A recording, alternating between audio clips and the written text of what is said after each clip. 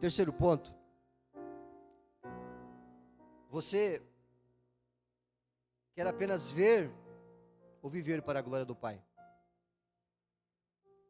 Versículo 29 ao versículo 30, 29 e 30 diz assim: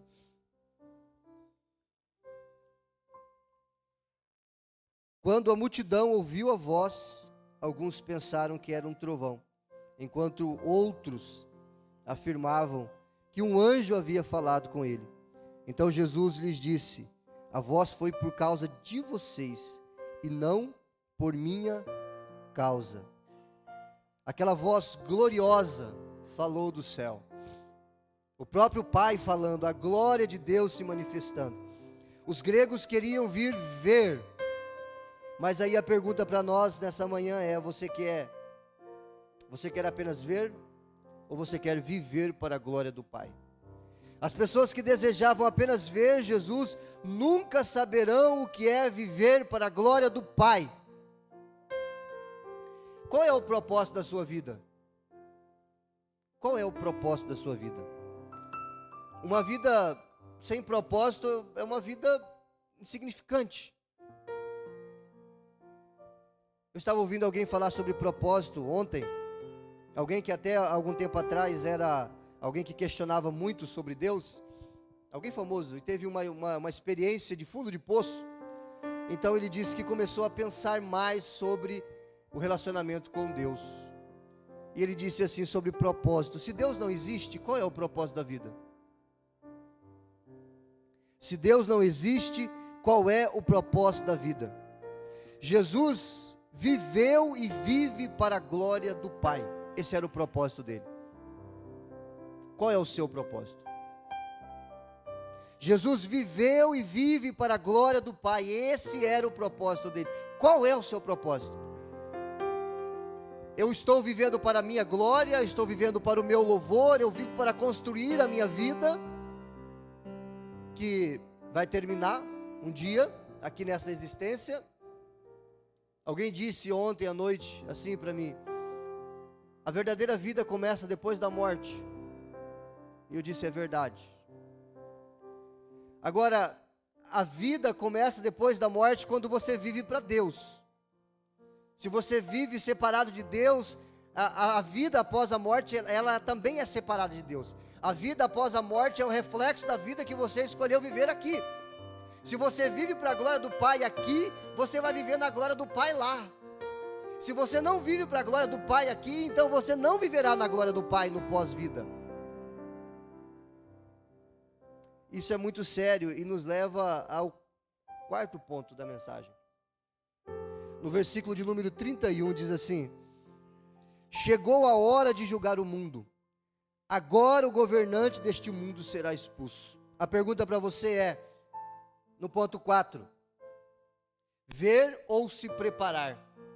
Você quer ver apenas ou você quer se preparar para o julgamento? Se preparar para o dia do juízo. Por quê? O julgamento já está acontecendo, mas o veredicto será no último dia. João 3 e 36, leia na sua Bíblia, João 3 e 36.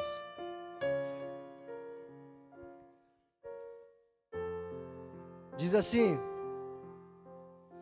quem crê no Filho de Deus tem a vida eterna, quem não obedece ao Filho não tem a vida eterna, mas a ira de Deus permanece sobre ele.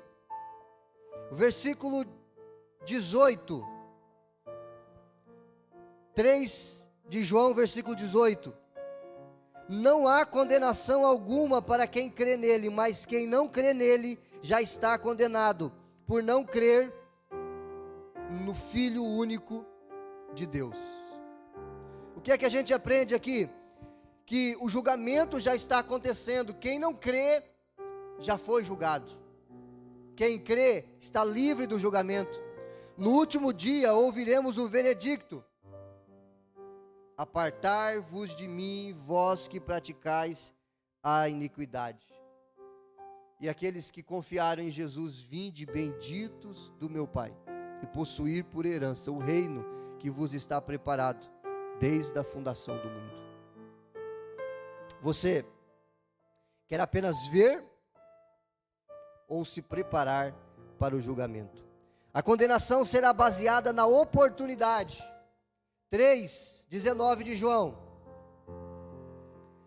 A condenação será baseada na oportunidade. Diz assim, 3:19.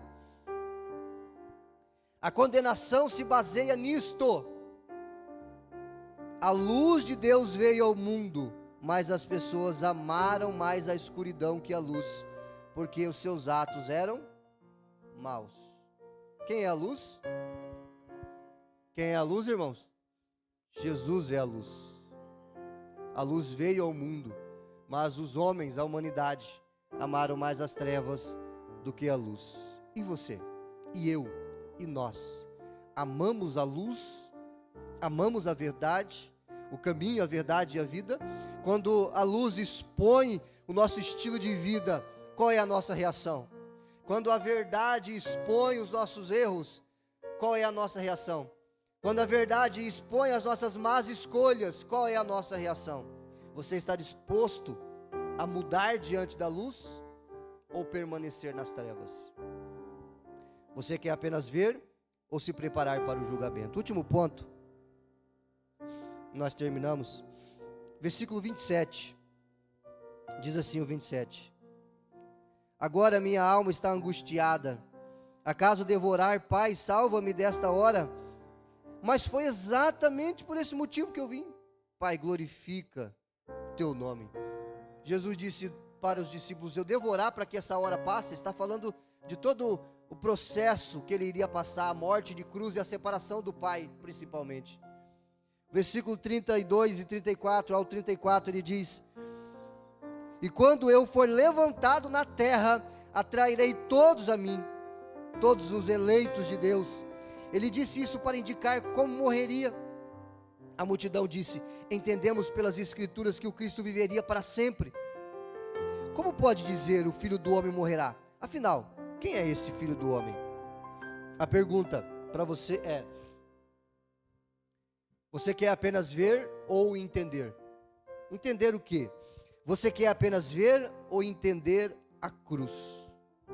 Jesus disse: devorar para que essa hora seja tirada, para que essa hora passe? Eu estou angustiado, sim, mas foi para esse momento que eu vim. Que momento? A cruz. As pessoas, aqueles que estavam ouvindo Jesus ali, os gregos, os religiosos, eles disseram assim: como assim? Quando for levantado, eles entenderam que Jesus estava falando que iria morrer. E quando eu morrer, eu vou atrair todos a mim. O versículo 33, ele disse isso indicando como ele morreria. Eles entenderam que levantado é morrer no madeiro, é morrer na cruz. Como assim? Quem morre na cruz é bandido, é assassino, é maldito. Eles não entendiam. Então eles perguntaram: como pode dizer o Filho do Homem morrerá? As escrituras dizem, ou nós entendemos pelas escrituras, que o Messias vai viver para sempre. Como assim morrer? Quem é o Filho do Homem? Eles não entenderam, como boa parte das pessoas não entenderam ainda, que a cruz era o propósito. Se o grão de trigo não morrer, ele fica só. Ele estava falando dele mesmo. Agora, se ele morrer, ele vai dar muito fruto. Nós somos os grãos que estamos aqui porque aquele grão, Jesus, morreu. A semente precisa morrer na terra para germinar. Isso acontece com o nosso corpo quando morre. Paulo falou sobre isso. O corpo é lançado na terra, mas na ressurreição ele vai ressuscitar corpo espiritual, corpo glorioso. É necessário morrer, é necessário ser sepultado, para na ressurreição surgir um corpo espiritual, um corpo glorioso como o corpo de Jesus. A verdadeira vida vem da morte. Quando você morre para você, quando você morre para essa vida, quando você morre para o mundo, essa é a verdadeira vida. É isso que Jesus está dizendo: quem amar a sua vida neste mundo vai perder. Agora, quem entregar a sua vida por amor a mim, esse vai encontrá-la. porque essa é a verdadeira vida. O que você quer? Você quer apenas ver ou você quer entender a cruz? Você já se perguntou o porquê da cruz? Paulo vai chamar isso de a loucura da pregação, porque é loucura. 1 Coríntios capítulo 1, verso 18 ao 25. A loucura da pregação, a loucura da cruz, um homem pendurado no madeiro, tido como assassino, como culpado. Isaías 53, Isaías profetizou 700 anos antes da morte do Messias, que as pessoas iriam olhar para ele e dizer assim: está sendo morto porque é culpado. Mas a culpa que estava sobre ele não era dele, era nossa. Mas ele tomou o meu e o seu lugar.